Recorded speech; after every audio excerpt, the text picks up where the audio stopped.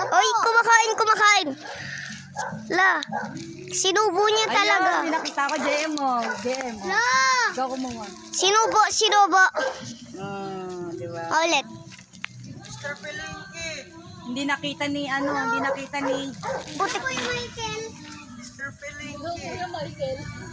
Bakit Mr. Pelengke? Di ba alam mo ang sarap niyang pagkain sa rep? Ang dami ko na ito sa rep. ang lamig-lamig na. Mga lab. Tabi mo na ako.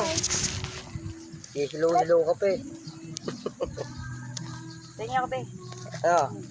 Sir. Appear. Oh. Pakapos ko mo. Bago si madam. Ako ah. Berries yan.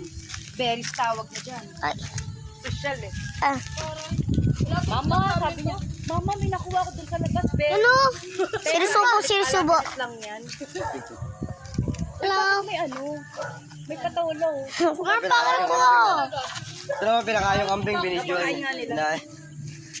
Kinain. Ano siya ng ano. Inubos niya. Kaya ay, ano na yan, pwede na yan, gawin na. Inubos niya. Pwede na siyang gawin pa. Ubus niya? Naubos niya. Bigyan mo ulit. Ilaw pa itong isa. Good job. Very good kambing. Kaya ang laki mo eh. Wala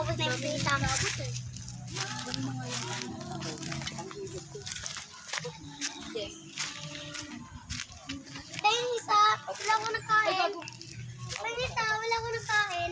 Wala ka nakain? Wala nakain ah. Lupa. Wala? Wala akong nakain na babae. Wala ko nakain. Na baba. Ayaw pang hilod? Maganda mo pang hilod yun. Nang kuminis yung mukha ko eh. Ginamit ko yan. Yan nga kuminis yung mukha ko. Hindi ko puno. Anyari. Parang hindi naman. Anyari. Effective mo ka pala dito.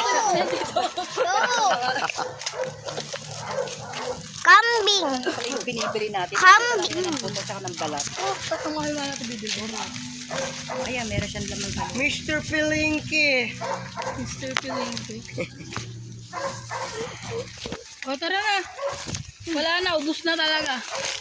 Kukuha na nga ng dahil mo. Papakanangan mo. Wala na, busog na siya. Busog. Nehe nga. Nehe. Magsalita ka kung busog. plastic. Hinog na! Hinog natin! Gagawin ka na daw, JM mo.